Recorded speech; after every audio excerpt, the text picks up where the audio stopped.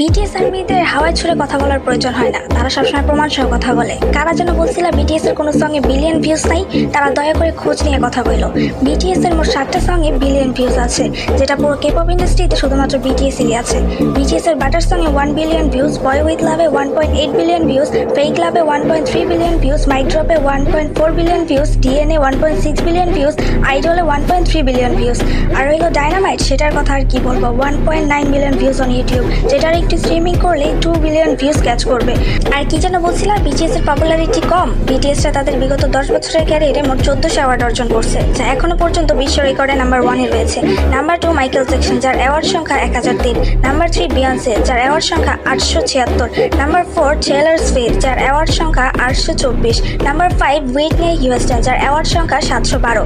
তার মানে এটা দাঁড়ালো যে বিটিএস ব্যতীত অন্য কোনো K pop group world pop award রেকর্ডে টপ 5-এর মধ্যেও নেই, যেখানে বিটিএসটা টপ 1-এ রয়েছে। বিটিএসটা এখন কোনো কেপপ গ্রুপের সাথে কম্পিটিশনে নেই, তাদের কম্পিটিশন তো এখন ওয়ার্ল্ডের ফেমাস পপ স্টারদের সাথে। সো প্লিজ সোশ্যাল সাইটের ফলোয়ার্সের ভিত্তিতে পপুলার